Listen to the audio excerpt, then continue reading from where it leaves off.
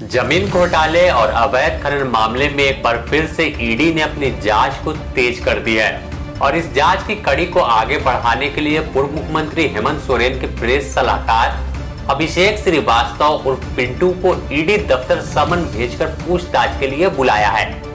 ठीक 11 बजे क्षेत्रीय कार्यालय में हाजिर होने को लेकर समन भेजा गया था, लेकिन ईडी के समय से आधे घंटे लेट 11:30 के करीब अभिषेक श्रीवास्तव उर्फ पिंटू रांची के हिनू स्थित क्षेत्रीय कार्यालय में पहुंच गए हैं। इनसे एक लंबी सवालों की फेहरिस्त पहले से तैयार कर ईडी के अधिकारी बैठे हैं और पूछताछ होनी है।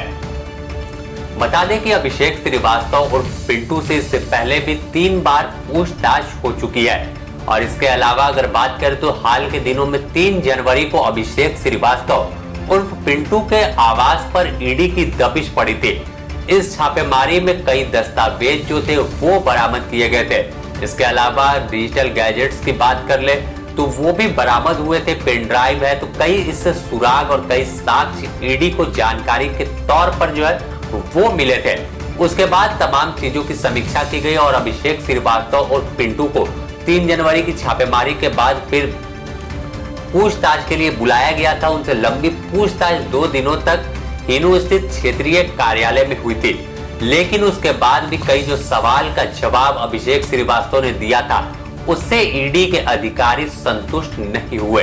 यही कारण है कि तमाम चीजों की समीक्षा उच्च अधिकारियों, आला अधिकारियों ने किया और फिर से दोबारा से समन भेज डाला कि 18 तारीख को पिंटू साहब आप आइए, आपसे और भी कई सवाल हैं जिनके जवाब तलाशने की कोशिश करेंगे।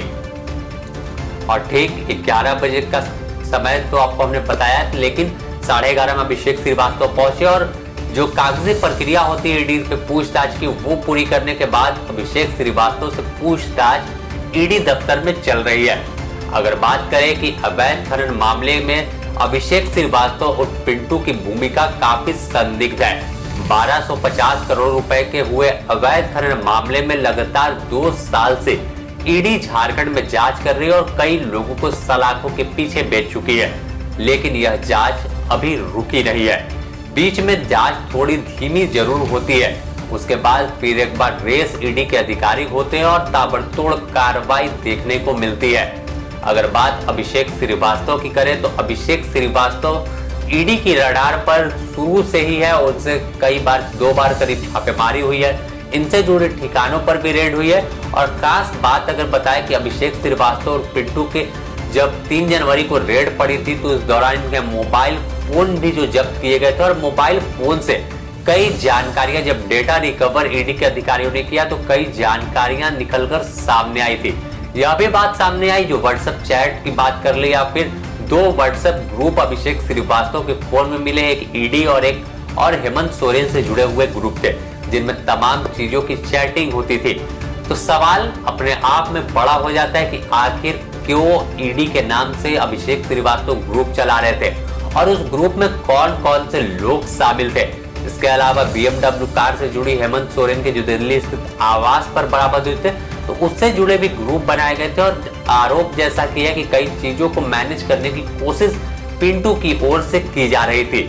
अगर इस कड़ी को हम और आगे जोड़ के देखें तो अभी और भी कई लोग इसकी रडार पर आएंगे, क्योंकि यह सिंडिकेट काफी बड़ा था और यही कारण है कि अब तक की बात कर ले तो तत्कालीन खान सचिव पूजा सिंघल सलाखों के पीछे जा चुकी हैं।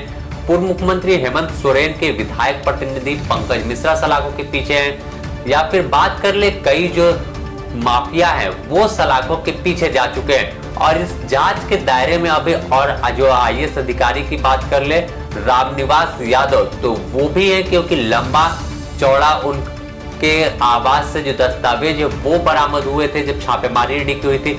इसके अलावा अगर बात करें तो अवैध कारतूस रामनिवास यादव के कैंप कार्यालय से बरामद हुए थे, 8.5 लाख रुपए बरामद हुए थे।